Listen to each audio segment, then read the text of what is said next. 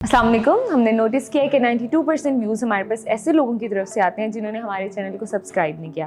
तो आज हम मरहम की तरफ से आपके पास रिक्वेस्ट करने आए हैं कि आप हमारे चैनल को सब्सक्राइब करें ताकि हम और इन्फॉर्मेटिव कंटेंट और अच्छे डॉक्टर्स अपने प्लेटफॉर्म पर ला सकें। Thank you. अस्सलाम वालेकुम, मेरा नाम डॉक्टर मोहम्मद लतीफ़ है। मैं FCPS orthopaedic surgeon, stem cell और PRP कंसल्टेंट हूँ।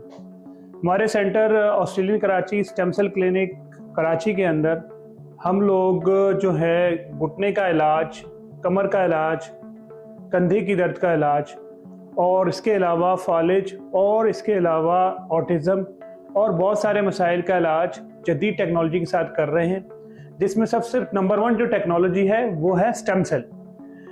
स्टेम सेल है क्या? देखिए, ये स्टेम सेल ये है कि हम जो है स्टेम सेल ऐसे जिस्म के सेल्स हैं जो आपको हीलिंग करते हैं। सपोज आपके घुटने में तकलीफ हो रही है तो अगर स्टेम सेल्स वहाँ पे मौजूद हैं तो वो आपके घुटने को हील कर देंगे, तो आपकी तकलीफ हमेशा के लिए ख़त्म हो जाएगी। इसी तरह अगर आपके कंधे में तकलीफ हो रही है, आपको फ्रोजन शोल्डर है, तो स्टेम सेल अगर वहाँ मौजूद है तो वहाँ पर वो हीलिंग करेंगे और वो जल्दी उसका जो कैप्सूल है वो जल्दी रिकवर करेगा।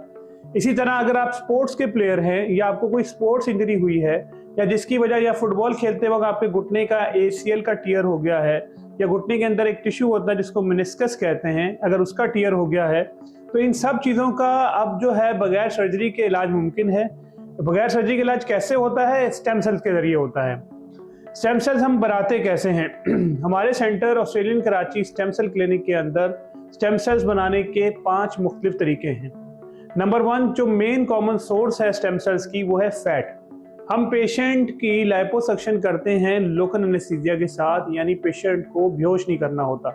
जब हम पेशेंट की लाइपोसक्शन करके उसमें से फैट को एक्सट्रैक्ट करते हैं यानी चर्बी को, तो वो चर्बी हम अपनी लैब में प्रोसेस करते हैं। प्रोसेस करके उसके अंदर से स्टेम सेल अलग कर लेते हैं। तो इस तरह ये जो स्टेम सेल्स है, अगर पेशेंट के जोड़ में तकलीफ है तो उसके जोड़ के अंदर लगाए जाते हैं। गुज़िश्ता 8 सालों से हमने हज़ारों मरीजों का इलाज किया है। अल्हम्दुलिल्लाह मोर देन 80% पेशेंट जो हैं इस ट्रीटमेंट से सेटिस्फाइड हैं। इसके अलावा स्टेम सेल्स जो है हम ब्लड से भी बनाते हैं और इसके अलावा अम्बिलिकल कॉर्ड और प्लेसेंटा से भी स्टेम सेल्स बनाए जाते हैं। इसी तरह एक और चीज़ है जिसे कहते हैं एक्सोसोम।